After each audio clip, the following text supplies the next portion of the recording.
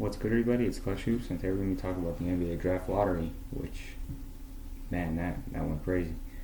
It was absolutely nuts. The first few picks landed exactly where the odds predicted they were, with Golden State's pick landing outside the top 4. It conveyed to Portland at 14.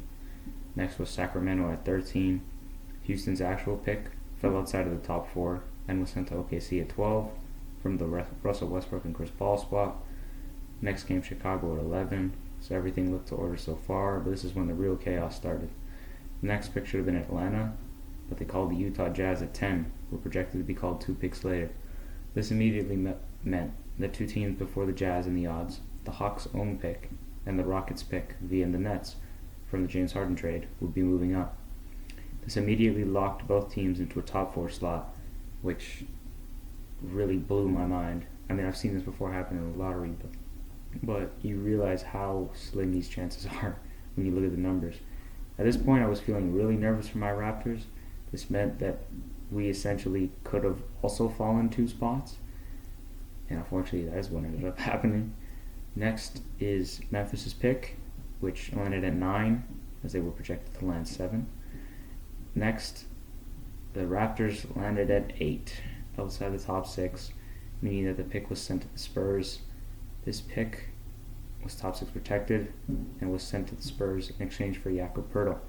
This was one of the biggest storylines of both the Spurs and the Raptors season, which the Raptors did end up losing and near tanking the rest of the end of the season and hoping for this pick because of their injuries. This pick would have conveyed next year if the Raptors kept it, so maybe it is a better thing that the Raptors lose it for this draft. We'll see. But right now it's looking like mismanagement from Masai Ujiri. The Spurs will get 2 lottery picks, which I'll announce there later on. Next up was the Blazers at 7 with their own pick. They'll have picks 14 and 7 in the lottery, which is pretty decent for a team that's pretty chock full of young talent. The Hornets fell all the way back to 6 after losing 61 games, which feels like absolute robbery. But you should still be able to add a pretty reliable player in that range, so I'm not too mad. And the Pistons land at number 5 again. I think this is the 3rd year in a row, if I'm not mistaken. Let's see. Ausar Thompson, Jaden Ivey were both drafted 5th. So 5th overall. Wow, that's crazy. They had the number 1 odds. Or they were tied for the number 1 odds, and they fell all the way to 5 for the 3rd year in a row. They lost damn near 30 games in a row for no reason. Next came the Spurs at 4, who are in such a good position with these 2 lottery picks. Even if theirs fell a little bit, I'm still happy if I'm a Spurs fan.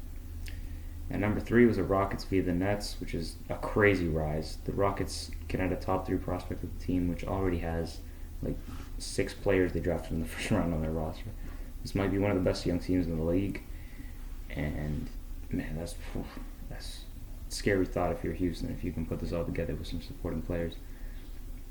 At number 2, I was stunned for it to see the Washington Wizards, meaning that the Atlanta Hawks, with a 3% chance, won the 2024 draft lottery.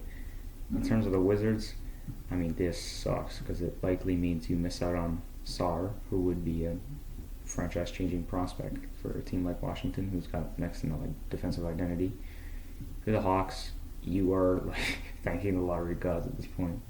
A 3% chance is absolutely nuts.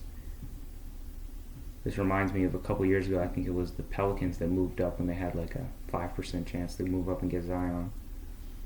But man, that's crazy. This should totally change the trajectory of the Hawks. You got those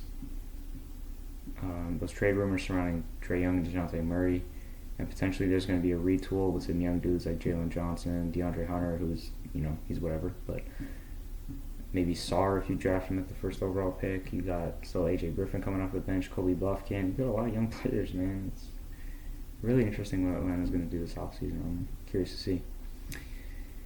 You guys let me know what happened to your team in the lottery. Did they fall? Did they rise? You happy? Or are you depressed like me because we lost our pick? Man, I'm still really disappointed about that. I can't lie to you. But anyway, if you enjoyed the video, let me know. And I'll see you guys next time. Stay tuned for the mock drafts. Peace.